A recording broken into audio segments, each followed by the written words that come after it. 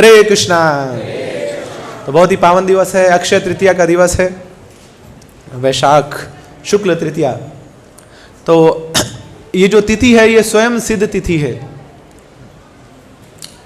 तो इस तिथि में कोई लग्न देखने की, कोई मुहूर्त देखने की, कोई मंगल मुहूर्त देखने की, कोई अमृत बेला देखने की आवश्यकता नहीं होती है। किसी प्रकार का नक्षत्र देखने की, उसकी नक्षत्र की गणना करने की आवश्यकता नहीं है, स्वयं सिद्ध है। इस तिथि में कोई भी कार्य किया जाए वो मंगल कार्य है। It is all auspicious through out the day. तो पूरे साल में एक ही ऐसा दिन होता है जो स्वयं सिद्ध है, अपने आप में पूर्ण सिद्ध है, और इस दिन किए हुए कार्य भी क्या हो जाते हैं, वो भी पूर्ण सिद्ध हो जाते हैं। तो आज के दिन अनेकों उत्सव हैं, एक नहीं दो नहीं। तो अभी जो हम कलेक्ट कर पाए अराउंड 20 फेस्टिवल्स मिनिमम। तो ऐसे तो बहुत सारे उत्सव हैं अक्षय तृतीया पे।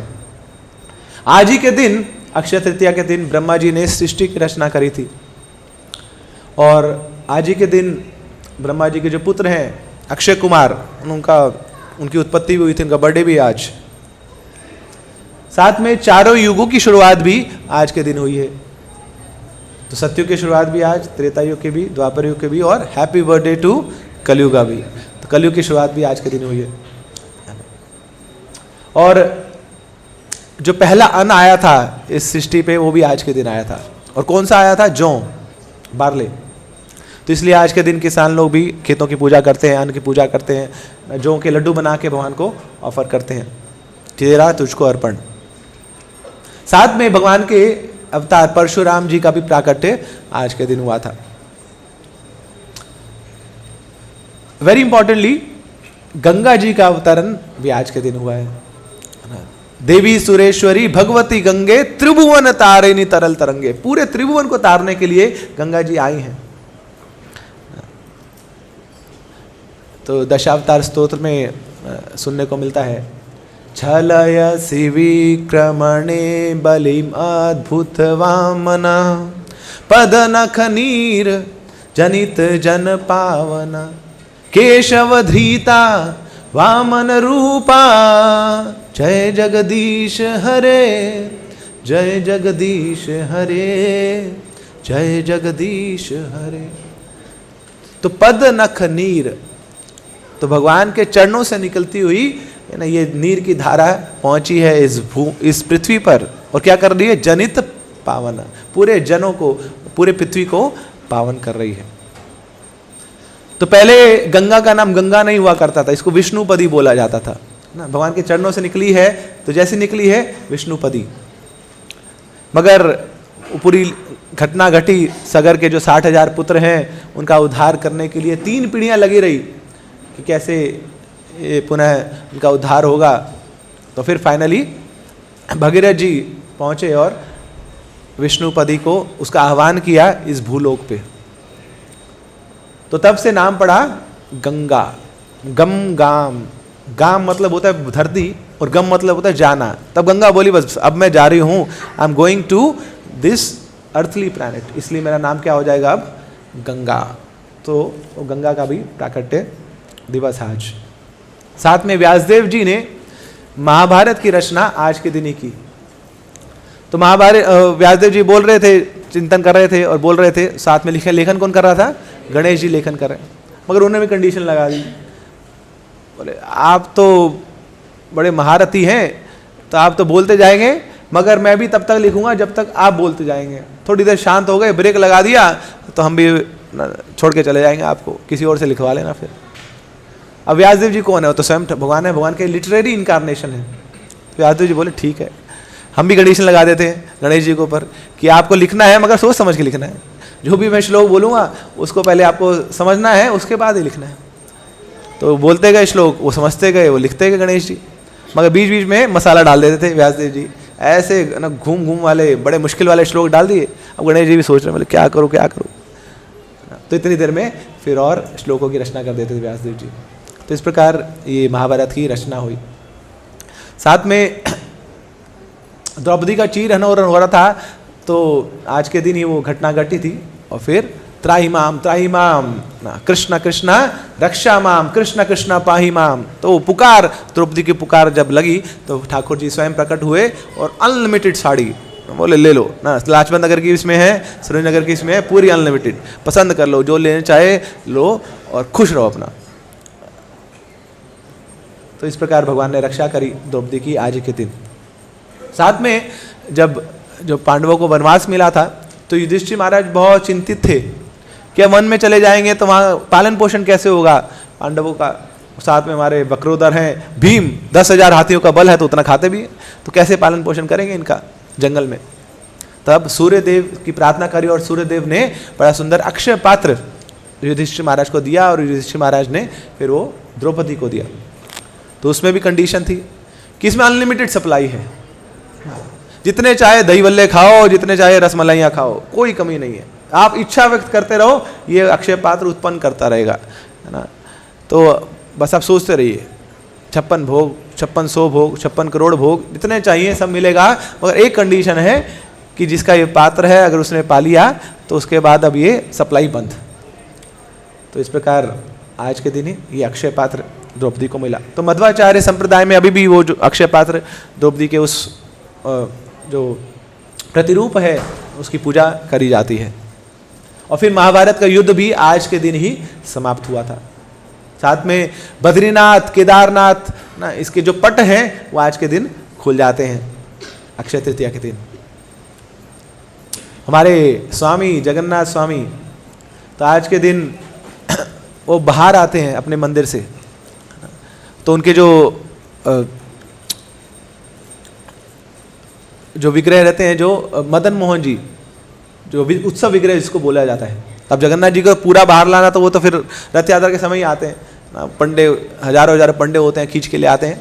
मगर आज एक और उत्सव होता है, उनको नौका विहार के लिए लेके जाते हैं। तो जगन्नाथ जी के जो उत्सव विग्रह हैं, मदन मोहन जी छोटे विग्रह रहते हैं, वो बाहर आते हैं और वहाँ पर सरोवर है, चंद्र सरोवर, तो वहाँ पर जाके उनको नौका विहार कराया जाता है। तो आज के दिन 21 दिन का उत्सव शुरू होता है। साथ में जगन्नाथ जी का जो रथ यात्रा उत्सव है वो भी आने वाला है। अब रथ यात्रा आने वाली है तो उसके लिए रथ बनाया जाता है, तो हर बार नया रथ बनता है, तो उस रथ का निर्माण भी आज के दिन शुरू हो जाता है। तो 3 बड़े बड़े रथ बनेंगे, सैकड़ों कारपेंटर लोग एक साथ उस रथ का बनाने में लगेंगे। तो 2 महीना लगेगा, सोचिए 2 महीना केवल वो 3 रथ बनेंगे। तभी जून में रथ यात्रा है, तभी बस अप्रैल एंड हो गया, तो 2 महीने में रथ बनेंगे। अब जगन्नाथ जी फिर तैयार होंगे रथ पे सवार होने के लिए। साथ में कुबेर जी का ना आज के दिन ही उनको HOD बनाया गया था कि आप ट्रेजरी मिनिस्ट्री संभालिए, जितने भी देवी देवता हैं उनका जो खजाना है वो आज से आप संभालेंगे। देवी अन्नपूर्णा का प्राकट्य भी आज के दिन हुआ। और तुलसी शालिग्राम जो जलदान होता है 1 महीने तक चलता है, वो भी आज के दिन समाप्त होता है। आज उसका पूर्ण श्रद्धांजलि है, पूर्णाहुति है। और आदि शंकराचार्य जी ने आज ही के दिन ना एक बड़ा सुंदर स्त्रोत, कनक धारा स्त्रोत, उसकी रचना करी थी। सुदामा जी आज ही के दिन पहुंचे थे द्वारका, तो क्या किया भगवान ने, उनकी सारी इच्छाओं को पूर्ण किया। और श्रील प्रभुपाद जी ने भी आज ही के दिन जो पहली संस्था उसको बनाया था, याद है आपको? कौन सी संस्था थी वो? League of devotees. इस्कॉन तो दूसरी है। इससे पहले प्रभुपाद जी ने बहुत सारे प्रयास किए भारत में रहते रहते भी। तो झांसी में लीग ऑफ डिवोटीज उसकी स्थापना करी थी प्रभुपाद जी ने, उसको रजिस्ट्रेशन किया था आज के दिन। तो ये बहुत सारे कारण है क्यों अक्षय तृतीया इतना फेमस है। मगर गौड़ीय वैष्णव भक्तों के लिए तो ये जो दिन है ये इसलिए इतना महत्वपूर्ण माना जाता है क्योंकि आज के दिन चंदन यात्रा की शुरुआत होती है। भगवान को चंदन लगाया जाता है। चंदन की क्या विशेषता है? चंदन बड़ा सुस्निग्ध होता है ना, बड़ा ही, और साथ में शीतलता प्रदान करता है, तो वो सुगंध देता है और साथ में ठंडक देता है। तो वैसे तो ये घटना बहुत पहले से चल रही है, ये जो प्रथा है।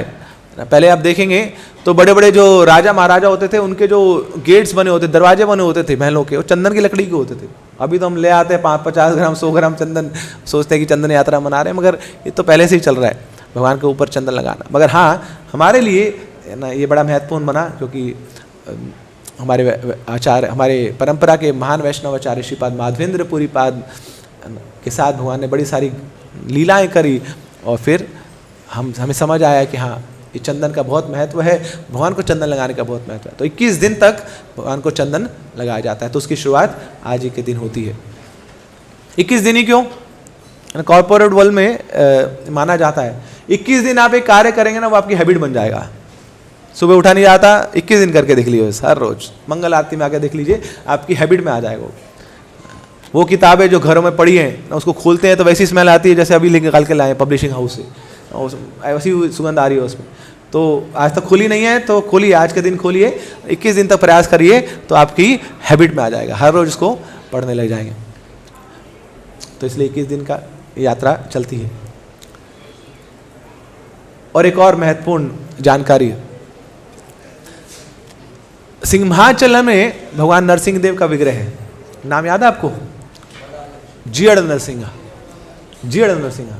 अब हमने लक्ष्मी नरसिंहा सुना है, हमने प्रहलाद नरसिंहा सुना है, ये जीड़ जीड़ क्या है ये ना? तो जीड़ एक भक्त का नाम था जो नरसिंह देव की पूजा करता था। और जब नरसिंह देव भगवान प्रकट हुए उसके सामने, तो उसने भगवान से इच्छा कर दी, भगवान क्या से मेरी ये इच्छा है कि आपका नाम मेरे नाम के ऊपर हो जाए। अब सोचिए भक्त लोग क्या चाहते हैं कि उनका नाम भगवान के नाम पे हो, मगर ये भक्त चाहता है कि भगवान का नाम इसके नाम पे हो जाए। तो भगवान ने ये इच्छा भी पूरी करी और तब से उनका नाम हो गया जीड़ नरसिंहा। तो सिंहाचल में है विराजमान। तो इनको क्या किया जाता है, पूरे साल भर इनका दर्शन बंद होता है और पूरे साल भर इनको चंदन लगा के रखा जाता है। शांत रहे भैया, नरसिंह देवान है, कभी भी आक्रामक रूप ले लेंगे, तो उनको शांत रखने के लिए पूरे साल भर उनको चंदन लगाया जाता है ना, उनको ठंडा रखा जाता है, दिमाग ठंडा, शरीर ठंडा, सब ठंडा। तो मगर आज के दिन, चंदन यात्रा के दिन, अक्षय तृतीया के दिन ना, उनको बाहर निकाला जाता है, उनका चंदन धोया जाता है और फिर सब लोग उनका दर्शन करते हैं। बोलो नरसिंह देव भगवान की। तो इस प्रकार ये चंदन, ये अक्षय तृतीया का उत्सव है। तो अक्षय तृतीया जैसे नाम सजेस्ट करता है कि आज के दिन जो भी कार्य किए जाते हैं उसका कभी क्षय नहीं होता है। मगर लोगों में बहुत ना भ्रांतियां हैं कि आजकल देखिए ना, ये वाले जो फेस्टिवल बड़े फेमस हो गए हैं ना, अक्षय तृतीया, धनतेरस, बोले क्या करो, सोना लेके आओ, ये खरीदो, वो खरीदो, है ना, सोना लेके आओ और सो जाओ, है ना। दोनों ही काम गलत है। बल्कि सोना खरीदना नहीं है, सोना दान देना होता है। आज के दिन लाओ, है ना, मंदिर बन रहा है, लाओ सोना, लाओ चांदी, लाओ कुछ लाओ ना, दान दो भगवान को। ये आज के दिन का कार्य है ना। और सोना नहीं है आज के दिन, क्योंकि सो गए तो फिर पूरा दिन क्या होगा, सोते रहेंगे आप, पूरे जीवन भर सोते रहेंगे ना, तो सोना नहीं है। आज अक्षय तृतीया का मतलब यही है। तो आज के दिन ये जो कर्मकांडी लोग हैं बड़ी तेज हो जाते हैं, उनकी जो शरीर के अंदर की जो नसें हैं ना, वो बड़ी जल्दी बड़ी तेज पंप करती हैं, उनका ब्लड ना, बड़ा उत्सुकता होती है, बड़ी एक्साइटमेंट होती है उनको कि आज कुछ तो करना है, कुछ तो नया काम करना है, कुछ अलग काम करना है ना, कुछ खरीदारी करनी है। मगर रो धो के काम एक ही होता है उनका, है ना। भगवान के पास भी आएंगे तो ही मांगते रहेंगे ना, धनम देही, जन्म देही, रूपवती भार्यम देही, ये मांगते रहेंगे बस। मगर जानते नहीं है कि ये जो सब चीजें हैं क्या है, ये तो क्षणिक है, क्षणभंगुर है, थोड़े समय के लिए है। श्रील भक्तिविनोद ठाकुर ने बड़ा सुंदर एक भजन लिखा है, यदि ते हरिपाद सरोज सुधा रसपानमयम हृदयम सततम। तो आगे भक्तिविनोद ठाकुर लिखते हैं, धन यौवन जीवन राज सुखम नहि नित्य अनुषण नाश परम त्यज ग्राम्य कथा सकलम विफलम भज गोद्रुम कानन कुंज विभुम। अरे बहुत हो गया ना, हमेशा वही चीजें जो टेम्परेरी हैं उन्हीं में क्यों मन लगता है बार बार, उन्हीं चीजों की इच्छा है, उन्हीं की आकांक्षा है ना। जानते हैं कि ये चीज क्षणभंगुर है ना, मजा कम देगी, सजा ज्यादा देगी, मगर उसके बाद भी उन्हीं चीजों में फंसे रहते हैं हम लोग। नहीं नित्य अनुषण नाश परम, इसका नाश होना है। अरे उन चीजों का छोड़िए ना, जिस चीज के अंदर हम बैठे हैं उसका नाश होना है, ये शरीर का नाश होना है। मगर फिर भी हम इन चीजों से इतनी आसक्ति बनाए रखते हैं, इन्हीं चीजों पे पूरा दिन, पूरा जीवन केंद्रित रहता है हमारा। तो क्या बोलते हैं, त्यज ग्राम में कथा। अरे छोड़ो ये बेकार की बातें, छोड़ो ये भौतिकतावादी बातें, क्या करो, भज गोद्रुम कानन कुंज विभूम। वो जो गोद्रुम कानन में ना, नवद्वीप के बगीचों में जो वहाँ के जो सरताज हैं, वहाँ के जो इष्ट हैं गौरंग महाप्रभु, उनका भजन करो। तो ये भक्तों ठाकुर की का आदेश है हम सब के लिए, स्पेशली आज के दिन, कि आज के दिन अगर भजन करना शुरू किया तो क्या होगा, भजन क्षय होगा। और एक ये भजन ही है जिसका क्षय नहीं होता है। हर एक चीज वो नश्वर है, उसका नाश होगा, मगर एकमात्र ये भजन ही है, ये साधना ही है, ये भक्ति ही है जिसका नाश नहीं होता। प्रूफ क्या है, भगवद गीता, नेहा भ्रिकम नाशो अस्ति प्रत्यवायो न विद्यते स्वल्पमपि अस्य धर्मस्य त्रायते महतो भयात्। अरे भक्ति में की हुई अल्प मात्र प्रगति भी हमें महान भय से बचा सकती है। ये जो भक्ति है इसका नाश नहीं होता, ये भक्ति हमेशा बनी रहती है। तो इसलिए आज का दिन किसके लिए है, ये भक्ति करने के लिए है। और जितनी ज़्यादा भक्ति करेंगे उतना ज़्यादा हमें लाभ मिलेगा और उसका कभी क्षय नहीं होने वाला। तो इसलिए आज के दिन प्रेरित करें हम एक दूसरे को, बाहर के लोगों को, कि वो हाथ में माला पकड़ें, हाथ में गीता उठाएं, ताकि उनका ये जो भक्ति का जो जीवन है वो अक्षय हो जाए, उसका कभी नाश ना हो। चलो प्रभुपाद एग्जाम्पल देते हैं। ताजमहल में जब वो बन रहा था तो उस समय एक मिस्त्री था, वो काम कर रहा था फर्स्ट फ्लोर पे। नीचे इंजीनियर था, तो इंजीनियर रिव्यू कर रहा था, बार बार चेस्टाइज कर रहा था उस मिस्त्री को, ऐसे काम कर, ऐसे काम कर गया, क्या काम किया। तो मिस्त्री को आ गया गुस्सा, वो सीमेंट वो पोत रहा था, वहाँ पे सीमेंट उठा के सीधा फेंक दिया उसके ऊपर। तभी भी वो सीमेंट चिपका हुआ वहाँ पे, है ना, ताजमहल में। तो फिर प्रभुपाद जी बताते हैं, जैसे ये सीमेंट जाके चिपक गया ना, तो ऐसी ये जो भक्ति है, जब हम करते हैं तो भक्ति भी चिपक जाती है आपके ऊपर, छोड़ नहीं पाएंगे उसको, मतलब चाह के भी उस भक्ति को छोड़ नहीं पाएंगे। जहाँ जहाँ जाएंगे, नरक लोक में भी जाएंगे ना, वहाँ भी ये भक्ति ना का जो भूत है वो छोड़ेगा नहीं आपको।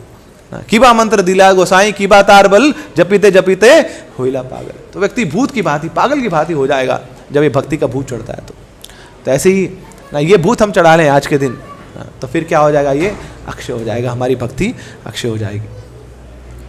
अब जब भक्ति की बात आती है तो भक्ति के लिए प्रेरणा चाहिए होती है। बिना इंस्पिरेशन के भक्ति करना संभव नहीं है। और ये इंस्पिरेशन आती कहाँ से है, ये इंस्पिरेशन आती है भक्तों से। भक्तिस्तु भगवत भक्त संगेन परिजायते। भक्ति का जन्म कहाँ से होता है, भक्तों के बीच में होता है। कृष्ण भक्ति जन्म मूल होए साधु संग। भक्ति का जन्म भी भक्तों के बीच में होता है और भक्ति का पोषण भी भक्तों के कारण होता है। तो इसलिए आज के दिन अगर हमें भक्ति करने की इच्छा है हमारी, तो उसके लिए प्रेरणा चाहिए। भगवान श्री कृष्ण भी नारद जी को बोलते हैं, ना हम वसामि वैकुंठे योगी नाम हृदय न चा मद भक्ता यत्र गायंती तत्र तिष्ठामि नारदा। तो इसके दो मतलब है श्लोक के। एक तरफ तो भगवान बोल रहे हैं कि हाँ, मद भक्ता यत्र गायंती, जहां पे मेरा भक्त मेरा गान करते हैं वहां पे मैं रहता हूं। और दूसरा मतलब है मद भक्ता यत्र गायंती, जहां पे जिस स्थान पे मेरे भक्तों का गुणगान होता है मैं वहां पे रहता हूं। मद भक्ता यत्र गायंती, कि जहां पे मेरे भक्त की महिमा का गान होता है मैं वहां पे आ जाता हूं। तो ऐसी आज के दिन, अक्षय तृतीया के दिन हमारे पास मौका है ना, हमारे गौड़िया वैष्णव संप्रदाय के परम चूड़ामणि ना, उनका ऐसे वैष्णव आचार्य उनका स्मरण करने का। कौन है वो, श्रीपाद माधवेंद्रपुरी पाद की। तो ये जो भक्ति का कल्प वृक्ष है ना, उसकी एक बहुत प्रमुख शाखा है श्रीपाद माधवेंद्रपुरी, उसकी मुख्य शाखा है। भक्ति के साक्षात मूर्तिमान स्वरूप है श्रीपाद माधवेंद्रपुरी। गोपाल कृष्ण गोस्वामी महाराज ना, उनके फेवरेट ना, उनका फेवरेट पास टाइम है माधवेंद्रपुरी पाद का। महाराज बहुत विस्तार में बताते हैं इस कथा को। कभी मौका मिले ना कि कोई महाराज से पूछे कि कौन सी क्लास आप देना चाहेंगे, महाराज सीधा आ जाएंगे माधवेंद्रपुरी की कथा, क्योंकि भक्ति रस से परिपूर्ण है। हमें याद है महाराज एक बार उडुपी यात्रा में गए थे ना, तो उडुपी में मध्वाचार्य जी का वहाँ पे वो भूमि है ना, उनके प्राकट्य स्थली है। अब महाराज मध्वाचार्य की कथा करते करते महाराज के मुँह से निकल जाता था माधवेंद्रपुरी माधवेंद्रपुरी। तो ये महाराज का ना इतनी रुचि थी इस कथा में। तो एक्चुअली में ऐसे महाभागवत ही ना ऐसे महान आचार्यों की कथा बता सकते हैं, हमारे लिए संभव नहीं है। इनकी कथा बताना ही आसान नहीं है, क्योंकि इनकी कथा किसने बताई है? स्वयं हमारे इष्ट देव चैतन्य महाप्रभु ने बताई है। तो हम तो केवल उनका जो रेमिनेंट्स है उसको स्वीकार करके अपनी शुद्धता के लिए कुछ बताने का प्रयास करेंगे। माधवपुरी प्रेम अकथ्य कथन, मेघ दर्शन मूर्छा होई शेषण, है ना। इनकी कथा करना अकथ्य है, संभव नहीं है, क्योंकि स्वयं साक्षात भगवान श्री कृष्ण अपने भक्ति की महिमा गाते हैं। और भगवान क्या करते हैं? भगवान के 5 मुख हो जाते हैं, 5 मुखों से अपने भक्तों की कथा महिमा करने लग जाते हैं। इतने उत्साहित हो जाते हैं भगवान जब भी उनको मौका मिलता है अपने भक्तों की कथा करने का।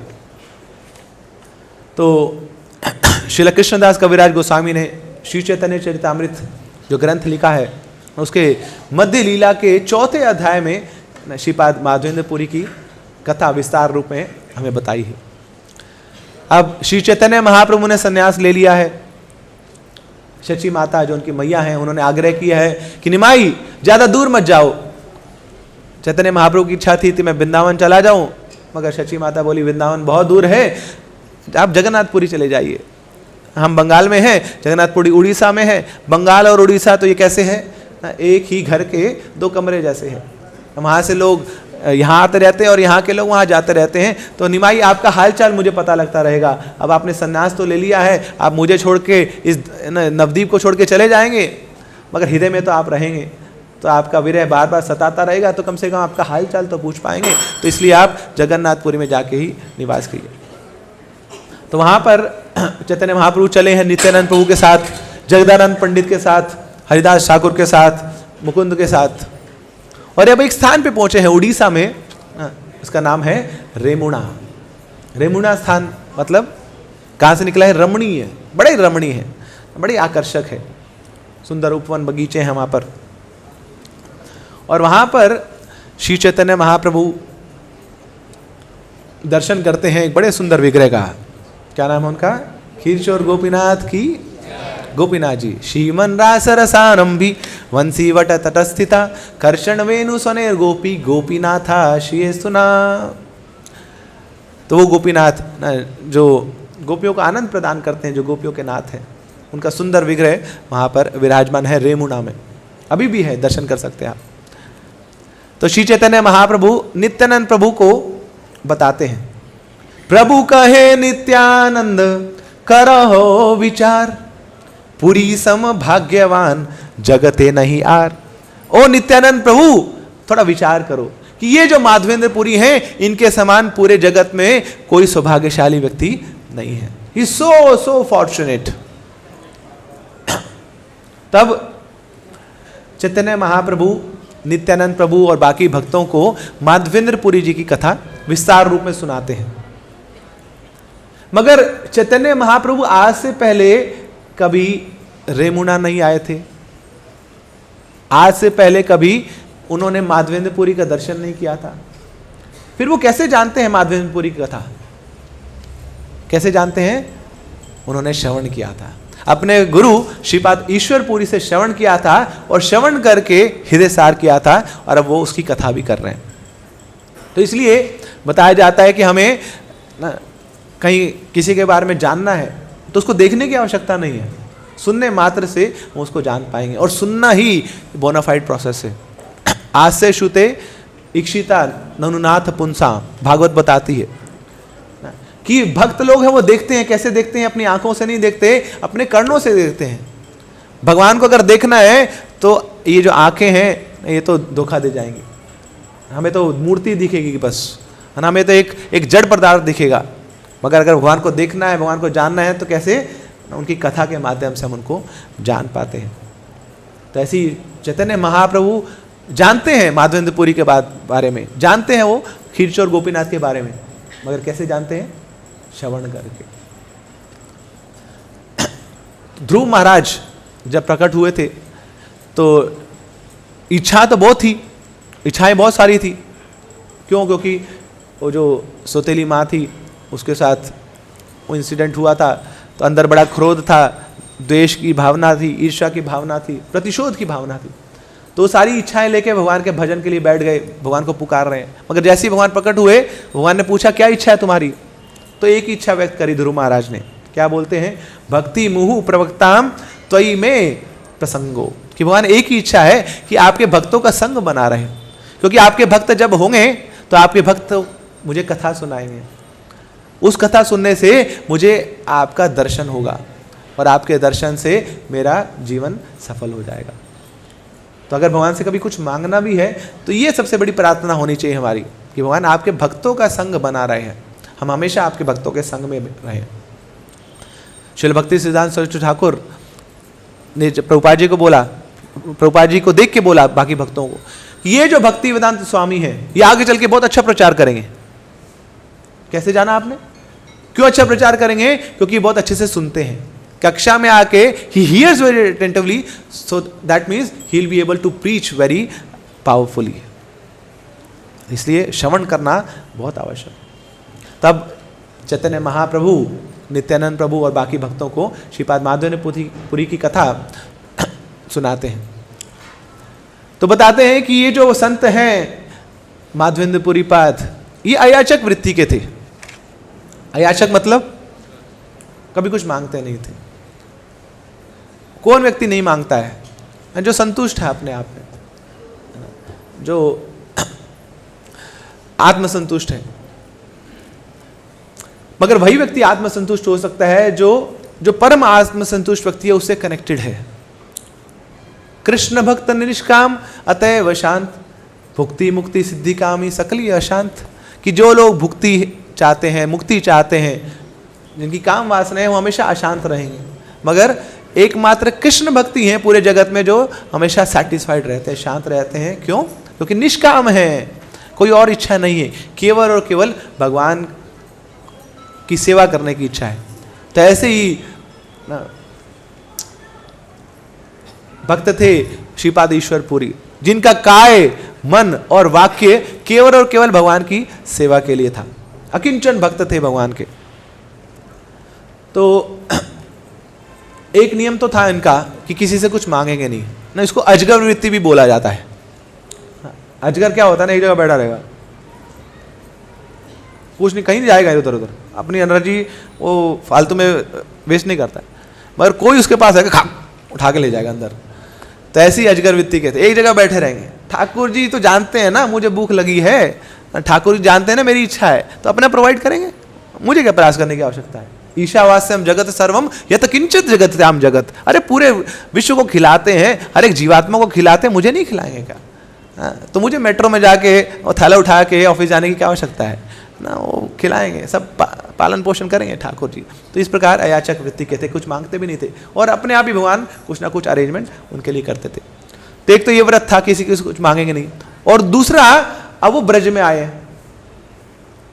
ब्रज में वो जानते हैं, अरे ये तो मेरे इष्ट देव का घर है, तो मेरे प्रेमी का घर है, यहां मैं कैसे कुछ मांग सकता हूं, खा सकता हूं। तो ब्रज में आके खाना पीना भी छोड़ दिया। बोले कुछ नहीं खाऊंगा, कोई अन्न नहीं करूंगा, कोई फलाहार भी नहीं करूंगा, केवल और केवल ना मेरे इष्ट हैं जो गोपाल हैं, उनकी जो गैया है उसका रस पी लूंगा, बस गोरस, उसी से काम चला लूंगा। तो दूध मिलेगा तो पी लूंगा, नहीं तो अन्न नहीं लूंगा ना, कोई उटकुट्टू का आटा ना, कोई राजगिरे का आटा, कुछ नहीं खाऊंगा मैं, कोई फल भी नहीं। तो इस प्रकार बड़ा ही कठोर नियम धारण करके वो ब्रज में प्रवेश किए थे। और चले कहां से हैं? वृंदावन से चले हैं। तो वृंदावन से गोवर्धन की ओर जा रहे हैं। बताया जाता है वृंदावन का जो दर्शन है वह पूर्ण है जब तक गोवर्धन परिक्रमा ना करें आप। हम लोग तो वैसे बड़े खुश होकर जाते हैं वृंदावन, मगर वृंदावन के दर्शन ही अपूर्ण है। शास्त्र बोलता है कि जब तक हमने गोवर्धन परिक्रमा नहीं करी है। तो यहाँ वृंदावन का दर्शन करके अब चले हैं ये गोवर्धन की ओर, पैदल चले हैं। तो कितना दूर है? लगभग 30 किलोमीटर है वृंदावन से गोवर्धन। अब सोचिए गोवर्धन जब हम पहुँचते हैं ना, तो गोवर्धन का परिक्रमा तक हम रिक्शा पे जाते हैं, बोले एनर्जी बचाओ, क्योंकि वह 30 किलोमीटर पैदल चलना है, 23 किलोमीटर, उसके पहले कोई इन्वेस्टमेंट नहीं एनर्जी का। मगर ये माधवेंद्रपुरी चले हैं, पैदल चले हैं, तो 30 किलोमीटर पहले चले हैं, फिर आगे 23-25 किलोमीटर की और परिक्रमा करी है। और पूरी परिक्रमा फास्टिंग पे है। मगर फास्टिंग के बाद भी, तपस्या के बाद भी सेवा में कोई कमी नहीं है ना, पूर्ण रूप से सेवारत है। कोई भी ऐसा भाव नहीं आ रहा है कि मैं तपस्या कर रहा हूँ तो बस ना पेट पे कपड़ा बांध के साइड पे बैठ जाऊँ, बोलूँगा नहीं, बात नहीं करूँगा, किसी से कुछ सेवा नहीं करूँगा, ऐसा भाव नहीं, सेवारत है। तो अब गोविंद कुंड से परिक्रमा शुरू करी। वो गोविंद कुंड जहाँ पर इंद्र आए थे भगवान का अभिषेक करने के लिए सुरभि गाय के साथ। अब परिक्रमा पूर्ण हुई तो उसके बाद जब परिक्रमा कर रहे हैं तो रास्ते में देखा ना ब्रजवासियों ने, करे नहीं बाबा आए हैं, नए बाबा आए हैं। तो ब्रजवासियों का भी भाव है कि जो भी कृष्ण भक्ति कर रहा है, कृष्ण सेवा कर रहा है, तो उनको उनका पालन पोषण करना ब्रजवासियों का भाव है। तो कुछ ब्रजवासी आ गए और कुछ शाह कुछ रोटी माधवेंद्रपुरी को देते हैं। अब माधवेंद्रपुरी उसको स्वीकार तो कर लेते हैं, नहीं तो दिल टूट जाएगा, बड़े प्रेम से कोई दे रहा है, मगर आगे चल के किसी और को दे देते हैं। क्यों? नियम है मेरा, कुछ खाऊंगा नहीं। अब कुछ भक्त देख रहे थे तो उन्हें सोचा अरे अरे अरे बाबा को हमने दे दिया, हमें लगा कि ना बाबा खा लेंगे, मगर बाबा तो लग रहा पूरे फास्टिंग पे ना, कुछ फल फूल दे देते कम से कम वो तो खा लेते। फिर आगे चल के कुछ भक्तों ने उनको फल दे दिए ना, वो भी ले लिया उन्होंने, और फिर आगे चल के वो भी किसी को पकड़ा दिया। अब फिर ब्रजवासी जान गए बढ़िया बड़ा सिद्ध बाबा है, बड़ा तपस्वी है, ये किसी की मानेगा नहीं। तो अब जब परिक्रमा पूर्ण हुई, गोविंद कुंड पे वहाँ बैठे हैं, तो एक बड़ा सुंदर वृक्ष है, उसके नीचे विश्राम कर रहे हैं।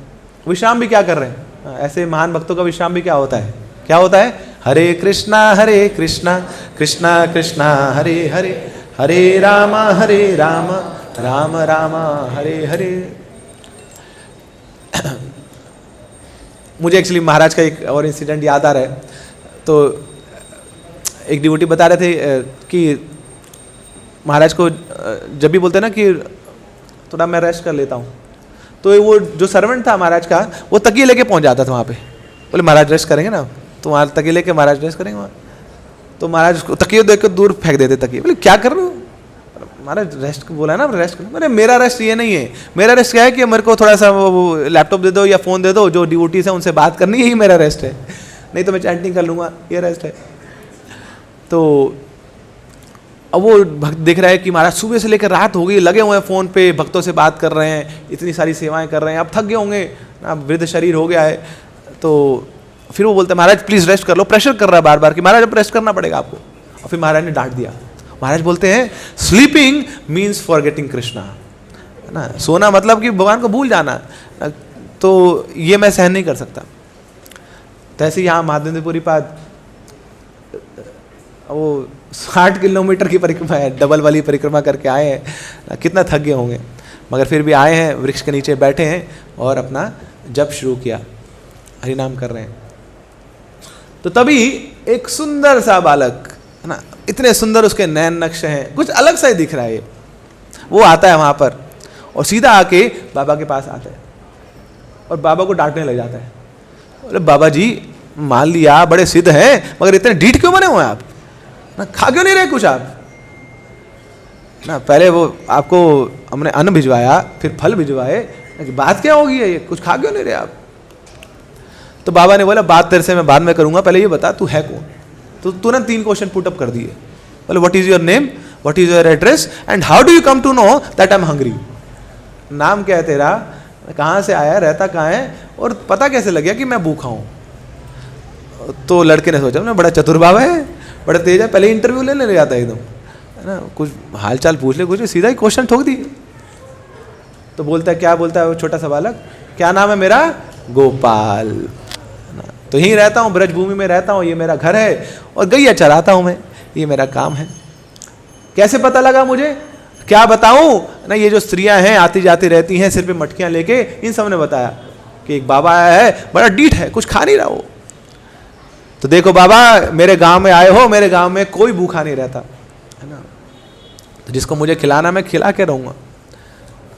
तो इस प्रकार वो बच्चा बालक क्या करता है, एक मटकी लेके आया है दूध की और वो बाबा को दे देता है, बोलता है कि अब बाबा ये दूध पी लो, बहुत थक गए हैं आप, बहुत भूखे हैं आप, इसको ले लो और फिर मैं वापस आऊँगा मटकी लेने। तो तुरंत निकल जाता है, इससे पहले कि वो और इंटरव्यू ले ले मेरा और कुछ पूछ ले, मेरी पोल खोलते निकल जाता है बालक। तब जब माधवेंद्रपुरी उस मटकी को उससे दूध पीने लगते हैं, तो जो उसको दूध की सुगंध है वो ऐसी लगती है कि नहीं ये तो इस भौतिक जगत का है नहीं, और ऊपर से थोड़ा संशय तो हो रहा था, अरे ये जो बालक आया था कहीं यही मेरा इष्ट तो नहीं है, कहीं यही तो नहीं है जिसकी मैं दिन रात पूजा करता रहता हूं ना। लग तो वैसे ही रहा है, वही श्याम वर्ण का है, वही पीतांबर वस्त्र धारण किए हुए हैं, वही मोर मुकुट धारण किया हुआ है, अरे वही है, लग तो वही रहा है। बरा पीड़म नटवर वपु कर्णयो कर्णिकारम बिभ्रदवास कनक कपिशम वै जयंतीम च मालम रंध्राण वेणुरधर सुदया अपूर्यन गोप वृंदई विंदारण्यम स्वपद रमणम प्राविशद गीत कीर्ति। अरे वही लग रहा है, डाउट तो हो रहा है मुझे। और फिर उस छोटे से बालक की याद करते करते करते करते अब माधवेंद्रपुरी वो दुग्ध पान करके अब वो वहीं पर ही विश्राम कर रहे रहते हैं। अब कोई बेड नहीं बिछाया वहाँ पर, है ना। अब सोचे वैसे ही गोवर्धन परिक्रमा कर ली तो उसके बाद तो जहाँ पे भी मौका मिले वही ताम झाम लगा के सेट हो जाते हैं हम लोग, नहीं तो उसमें कोई सोचना नहीं पड़ता कि मैं सोने जा रहा हूँ, मुझे ना लाइट बंद करनी है, ना तकिया है कि नहीं, वहाँ तो जो मिल जाए। तो ऐसी माधवेंद्रपुरी पाद इतना थक चुके हैं तो वहाँ जो पत्थरों की शैया है ना उसी पे ही विश्राम कर रहे हैं। मगर हाँ, कृष्ण का चिंतन अंदर चल रहा है, क्योंकि वही बालक आया था भी, उसका चिंतन, जिसका चिंतन करेंगे तो वही सपने में भी आ जाएगा। यम यम वापि स्मरण भावम, तो जैसा स्मरण करेंगे आप तो वैसे ही भाव चढ़ेगा। तो अब कृष्ण का इतना स्मरण हो रहा है, उस बालक का इतना स्मरण हो रहा है, तो वो बालक पुनः से अब स्वप्न में आ जाता है। तो बात सही है एक्चुअली, जो महान वैष्णव होते हैं, महापुरुष होते हैं, उनके सपनों में भी भगवान आते हैं। अगर कई बार हमारे सपने में आ जाए ना तो उसको सच मत मान बैठिएगा ना, वो धोखा है ना, सच मान लीजिए कि भ्रम है ना। अगर गलती से कोई बोलता है ना कि अरे प्रभु जी मेरे सपने में भगवान आए, तो समझ जाइए ना कि एक कलयुग का माया जड़ित इंसान है। एक भक्त आया हमारे पास और आके बोलता है प्रभु जी आपको पता है, मैं कहूँ नहीं पता, बताओगे तो पता लगेगा। आपको पता है कि प्रभुपाद जी मेरे सपने में है। अच्छा प्रभुपाद जी आपके सपने, क्या बोला प्रभुपाद जी ने? प्रभुपाद जी बोलते रहे तू बहुत महान उन्नत वैष्णव है, तू कहाँ रगड़ा मारता रहता, 16 माला कहते को 16 माला करने की जरूरत नहीं है। मैं कहा चरण कहाँ आपने बताओ, पकड़ लेते हैं हम। तो इस प्रकार ना ये सब भ्रांतियां हैं। मगर हाँ, जो महापुरुष होते हैं ना, जो सिद्ध वैष्णव होते हैं, जो शुद्ध भक्त होते हैं, उनके सपने में ही भगवान आते हैं। क्यों? क्योंकि भगवान का विस्मरण कभी होता नहीं उनको। स्मर्तव्यम सततम विष्णु विस्मर्तव्य न जातुचित, तो to always remember Krishna and to never forget Krishna. तो एक्चुअली में वो लोग कभी सोते नहीं है ना, केवल आंख बंद होती है, मगर हृदय से तो अभी भी कृष्ण का चिंतन, कृष्ण का स्मरण चल रहा है। तो यहाँ पे साक्षात ठाकुर जी प्रकट होते हैं माधवेंद्रपुरी के समक्ष, और अब ना पूरी कंप्लीट पिक्चर सामने आ गई। बोले यही वही है ना, वही है जो अभी बालक बन के आया था, धोखा दे रहा था मुझे ना, जान तो गया था मगर पकड़ नहीं पाया इसको मैं, अब दोबारा से आया है। तो अब वो जो बालक है बोलता उठो पुरी गोस्वामी उठो, मैं कब से अपेक्षा कर रहा हूं कि मेरा प्रेमी भक्त माधवेंद्रपुरी मेरे पास आएगा और मैं उससे सेवा लूंगा। पहले के समय में यहाँ पर मेरे पड़ पोते वज्रनाभ ने बड़ा सुंदर मुझे स्थापित किया था, मगर कालांतर में जब यवन चंडाल लोग आए तो मेरे जो पुजारी थे, जो मेरी सेवारत थे, उन्होंने क्या किया, मुझे उठा के झाड़ियों के पीछे फेंक दिया। तो आओ जल्दी से आओ, मुझे बाहर निकालो, मुझे बहुत गर्मी लग रही है। तो जैसे ये माधवेंद्रपुरी ने स्वप्न देखा तो तुरंत उठ के बैठ गए और रोने लग गए। अरे इतना सुंदर मौका था, ठाकुर जी मेरे समक्ष थे और वो चले गए। तो मगर अपने आप को संभाला उन्होंने। हाँ इमोशंस तो है ना, मगर इमोशंस में मैं बहन मत जाऊं, मुझे सेवा करना है, वो ज्यादा महत्वपूर्ण है। तब ठाकुर जी बोल के गए हैं कि मैं क्यों तुम्हारे पास आया हूं ना, क्योंकि मैं पूरे जगत को तुम्हारे माध्यम से अपना दर्शन देना चाहता हूं। तो ठाकुर जी बोल रहे हैं कि देखो मैंने कुछ खाया नहीं है, मैंने कुछ पिया नहीं है, मैं नहाया नहीं हूं, कब से अपेक्षा कर रहा हूं कि माधवेंद्रपुरी तुम आओगे मेरे पास। अब सोचिए पूरे जगत को जो खिलाने वाला है वो व्यक्ति बोल रहा है कि मैंने कुछ खाया नहीं है।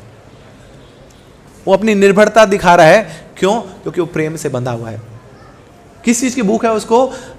प्रेम की भूख है। पत्रम पुष्पम फलम तोयम यो में भक्त्या प्रयच्छति। कि ये चीज़ें तो भगवान बोल रहे हैं मुझे चढ़ाओ, मगर उसमें भक्ति का मसाला लगाना मत भूलना, वो असली चीज़ है जो मुझे चाहिए। तो इस प्रकार भगवान बोल रहे हैं अरे खाना पीना तो चलता रहता है मेरे गोलोक में, मगर तुम जैसा जो प्रेमी भक्त है वो यदा कदा ही मुझे प्राप्त हो पाता है। तो मैं तुम्हारे माध्यम से पूरे जगत का उद्धार करना चाहता हूँ। तुम्हारा प्रेम वश करी सेवा अंगीकार, दर्शन दिया निस्तारी वो सकल संसार। तुम्हारे प्रेम में वश होकर मैं तुम्हें अभी सेवा दे रहा हूं और तुम्हारे माध्यम से जगत निस्तार, पूरे जगत का मैं उद्धार करूंगा। देखिए, एक भक्त का भगवान के प्रति जो प्रेम है उसका लाभ क्या है? In material world the love between two persons that is a very selfish affair. दो लोगों में जो प्रेम है ना, प्रभुपाद जी बोलते हैं प्रेम तो क्या ही है, भौतिक जगत में सब काम है। उस काम में क्या होता है? सेल्फिशनेस है, स्वार्थ है। You scratch my back, I scratch your back, यही चल रहा है बस। एक दूसरे का भोग वृत्ति चल रही है। मगर in spiritual world the love between to people that is a benevolent affair, और पूरे जगत को उद्धार करने के लिए। देखिए, श्रीमती राधा रानी भगवान श्री कृष्ण से प्रेम करती है, मगर इस प्रेम के कारण क्या हो जाता है? पूरे जगत को श्रीमती राधा रानी का प्रेम मिल जाता है, और राधा रानी के प्रेम के माध्यम से, राधा रानी की कृपा के माध्यम से भगवान श्री कृष्ण का प्रेम मिल जाता है। अद्वैताचार्य वो व्यक्ति थे जो चैतन्य महाप्रभु को हमारे जीवन में लाए। किस कारण आए? अद्वैताचार्य के प्रेम के कारण। So the love between to spiritual entities that is a very benevolent affair. तो अद्वैताचार्य ने महाप्रभु को पुकारा, महाप्रभु आ भी गए, उद्धार किसका हुआ? हम सबका उद्धार हो गया। श्रील प्रभुपाद इतना प्रेम करते थे भगवान से, पूरे विश्व को कृष्ण देना चाहते थे, वो पूरे जगत को। अच्छे भले वृंदावन में बैठे तो वृंदावन से निकल के बाहर कृष्ण को साथ लेके पूरे जगत को कृष्ण को बांट दिया। So the love between to living entities very benevolent affair. पूरे सृष्टि का ना, पूरे ब्रह्मांड का उद्धार करा दिया प्रभुपाद जी ने, जगह जगह पे कृष्ण को स्थापित करके। तो ऐसी हम आपसी लोगों, भौतिक लोगों में जो प्रेम है वो केवल स्वार्थी प्रेम है, मगर जब वही प्रेम भगवान की ओर निर्देशित हो जाता है तो पूरे जगत का उद्धार कर देता है। क्यों? प्रेमा होते कृष्ण होए निज भक्त वश। उस प्रेम से भगवान अपने भक्त के वश में हो जाते हैं, और फिर वो भक्त सबको भगवान दे सकता है। तो इस प्रकार भगवान स्वप्न में आते हैं माधवेंद्रपुरी के, और उनको बोल रहे हैं कि मुझे बाहर निकालो। अब माधवेंद्रपुरी पाद की नींद खुलती है। अभी प्रभाती स्वप्न है ना, और प्रभाती स्वप्न सत्य होते हैं। तो तुरंत माधवेंद्रपुरी उठते हैं और जाते हैं ब्रजवासियों के पास और सबको उठाते हैं। तो चलो चलो चलो, सेवा मिली है। क्या सेवा मिली है? यहाँ पे गोपाल जी का विग्रह है, उनको उद्धृत करना है। तो सब आ गए अपने कुल्हाड़ियों के साथ, फावड़ों के साथ, और वहाँ पे खुदाई करने लगे। और वहाँ से मिलते हैं सुंदर श्री गोपाल जी की। तो गोपाल जी का सुंदर विग्रह उनको मिलता है। अब सब पूछते हैं बाबा बाबा अब क्या करें? तो बोलते हैं अब इस गोपाल जी के विग्रह को नहीं, इसका जो असली स्थान है गोवर्धन जी के ऊपर, वहाँ पे उनको स्थापित करेंगे। तो सब बड़े बड़े बांस ले आते हैं, और फिर बांसों के साथ उन विग्रहों को उठा के गोवर्धन जी के ऊपर स्थापित करते हैं। तो अभी भी ये विग्रह है गोपाल जी के विग्रह, वो स्थली भी है, गोपाल प्रकट स्थली उसको बोला जाता है, गोविंद कुंड के पास ही है। और ये गोपाल जी का विग्रह एकदम ब्लैक ग्रेनाइट का सुंदर विग्रह है। तो पूरे विश्व के लिए माधवेंद्रपुरी पाद के माध्यम से भगवान ने अपना विग्रह, अपना रूप प्रकट करा दिया। अब पूरे ब्रज में बात फैल गई ना कि एक ऐसा महान भक्त हमारे समक्ष, हमारे बीच में आया हुआ है जिसने भगवान को प्रकट करा दिया। तो सब ढोल नगाड़े लेके आने लगे, वहाँ पे सुंदर सुंदर गीत वाद्य सब बज रहे हैं। अब क्या करना है? माधवेंद्रपुरी बोलते हैं कि अब भगवान को हमें स्नान कराना है, अब इनका अभिषेक होगा। तो 900 घड़े लाए गए मानसी गंगा के जल से भर के और गोविंद कुंड के जल से भर के, और सब ऊपर लेके जाए गए गोवर्धन जी के ऊपर। और वहाँ पे ठाकुर जी का स्नान हो रहा है, और साथ में नाना प्रकार के व्यंजन, मिठाइयाँ, है ना, दुग्ध, घीर, सब अरेंजमेंट्स वहाँ पे किए गए अलग अलग भक्तों के द्वारा। और स्वयं माधवेंद्रपुरी पाद ने अभिषेक शुरू किया है। उसके बाद तेल से ना ठाकुर जी का शरीर है वो चिकना किया जा रहा है। फिर बाद में पंचगव्य से ठाकुर जी का स्नान कराया जाता है, दूध, दही, घी गौमूत्र गोबर से, और फिर उसके बाद पंचामृत से ठाकुर जी का स्नान होता है, दूध दही घी और थोड़ा शहद थोड़ा चीनी, ताकि थोड़ा सा जो चरणामृत मिले भक्तों को वो सुगंधित हो जाए, साथ में वो सुस्वादु हो जाए, मीठा हो जाए। अब तो इस प्रकार माधवेंद्रपुरी अभिषेक कर रहे हैं और नए वस्त्र पहनाए जाते हैं ठाकुर जी को, फिर चंदन तुलसी आदि का लेप उनको लगाया जाता है, अन्य अन्य सुंदर सुंदर मालाएं पहनाई जाती हैं, धूप दीप भोग नैवेद्य अर्पित किए जाते हैं। अब धीरे धीरे बाकी गांव वालों को पता लग रहा है कुछ हो रहा है भाई ना, ब्रज में कुछ हो रहा है, वृंदावन में कुछ हो रहा है, ढोल नगाड़े बज रहे हैं और टीले के ऊपर ना कुछ फेस्टिवल सा हो रहा है। तो सारे लोग वहाँ पे आ जाते हैं और जब फेस्टिवल होता है तो सब एक साथ मनाते हैं। तो वहाँ बैलगाड़ियाँ भर भर के लोग अलग अलग जो खाद्य पदार्थ हैं वो लेके आ रहे हैं, और सब फिर गोवर्धन जी के ऊपर, तो पहाड़ के ऊपर पहाड़ बनाए जा रहे हैं। तो एक पहाड़ तो है गोवर्धन जी का, उसके ऊपर ना अलग से चावल का पहाड़ है, मिठाइयों का पहाड़ है ना, और अलग अलग जो व्यंजन है उनका पहाड़ बनाया जा रहा है। तो बताते हैं कि 10 ब्राह्मण तो ऐसे थे जो केवल अन्न पका रहे थे, चावल पका रहे थे, ऐसे 10 ब्राह्मण थे जो सब्जियां पका रहे थे। तो बहुत सारे भक्त लोग एक साथ मिलके ये सुंदर फेस्टिविटी वहाँ पे मना रहे हैं। तो अब सब भक्तों को वही स्मरण आया कि अरे हाँ, यही उत्सव तो हुआ था ना, आज से 5000 वर्ष पूर्व ना अन्नकूट का उत्सव हुआ था, और ऐसे ही ठाकुर जी को भोग लगाया था। तो अब स्वयं श्रीपाद माधवेंद्रपुरी ठाकुर जी को भोग लगा रहे हैं, और फिर सब ने देखा कि वही गोवर्धनधारी जो थे वो गोवर्धन जी के रूप में प्रकट होते हैं, और वो सारा भोजन है जो भोजन के पहाड़ हैं उसको स्वीकार करते हैं। और फिर अब भोजन पा लिया है तो उसके बाद माधवेंद्रपुरी उनको तांबूल अर्पित करते हैं, उनका आचमन करते हैं हाथ, और फिर अब उनके विश्राम की व्यवस्था करी जाती है। अच्छा, अब क्या करें, पूरा फेस्टिवल हो गया, अब भगवान का तो फेस्टिवल हो गया, भक्तों का फेस्टिवल होगा। अब फिर माधवेंद्रपुरी बोलते हैं कि जितने भी बच्चे हैं, जितने भी बूढ़े हैं, जितने भी गांव वाले हैं, और गांव वाले को जो पड़ोसी हैं सबको बुलाओ, और अब सबके लिए सुंदर भंडारा होगा। तो जितना भी अब भोग बना था ठाकुर जी ने पा तो लिया, मगर वापस भक्तों की प्रसन्नता हेतु वापस दे देते हो। तो सारा जो भोग है वो भक्तों को बांटा जा रहा है। देखिए, हर फेस्टिवल में 2 चीज़ें बड़ी प्रमुख होती है ना, मेन्यू और वेन्यू, है ना।